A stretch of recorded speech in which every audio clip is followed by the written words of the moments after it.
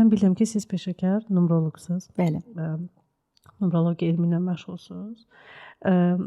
Burada nəsillər, yəni qadın nəslinin hansısa bir rəqəmləri əslində məndə də öz sirayətini tapırmı? Bu rəqəmlər hansısa xəstəliyi, nə bilim, işarəsidirmi? Bunu necə bu yolla çözmək olur, yoxsa yox? Əlbəttə mümkündür. Burada birinci həmişə mən qeyd edirəm ki, mütəxəssis kəsim yol xəritəmizdə də, yəni xəritəmizdə bu görsənə bilər bizim? Əlbəttə, Aytən xanım, çox gözəl bir məqama toxundunuz, indi çox aktualdır. Burada bir neçə yanaşmalar mümkündür. Belə desək, misal üçün deyirəm, indi Tale matriksi deyilən bir yanaşma var. Bu Rus ekolu hesab olunur. Hal-hazırda çox aktualdır. Şəxsən mənim özümün həyatıma, istər pasiyentlərin həyatına çox gözəl toxunuşlar etmişdir. Bunu da izah edim necə olur.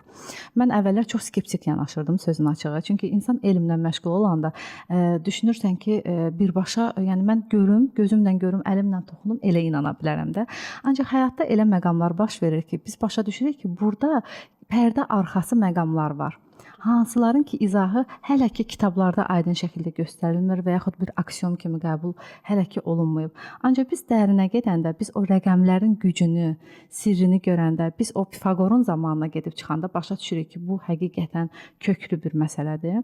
Sualımıza qayıtdıqda isə çox gözəl, hamısı şəbəkə şəklində alınır söhbət. Biz axı dedik, biz nəslimizin davamçılarıyıq.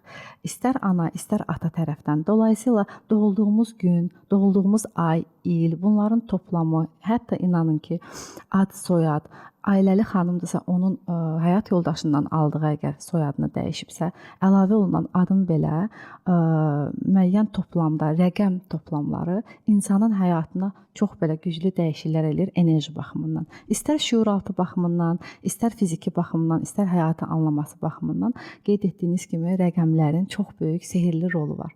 Və bu açılımları edəndə biz həyatımızda misal üçün tez-tez insanlar əsasən nədən belə deyək də çətinliklər yaşayırlar.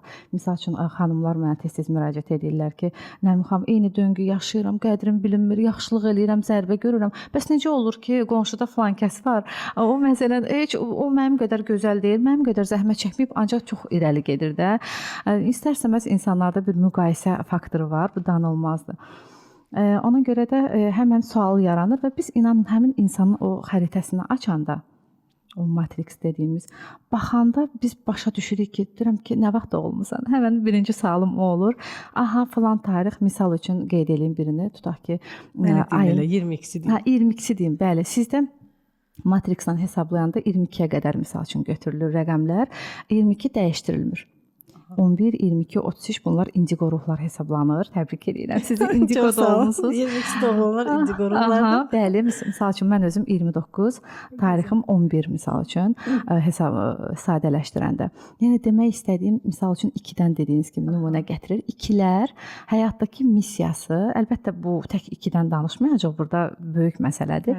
Tək 2 baxımından yanaşsaq, 2 əsasən xanımı göstərir, ana xətti, qadınlıq, analıq, ocaq, belə deyək, bu məsələlər. 2-nin bu həyata gəliş missiyası, tək 2 kimi baxsaq hələ, mən deməyi öyrənməkdir. Niyə? Çünki 2-lər adətən sən deyirlər, o qədər empat, o qədər qoruyucu, o belə ana istiliyi ilə, müraciət olunmasa belə istir ki, kömək eləsin, dəstək dursun. Bu baxımlardan 2-lər gəlib deməyə ki, biraz da mən o sevgini almaq, köməyi almağı öyrənməyə gəlib. Çox maraqlıdır. Bəli, bir nümunə olaraq.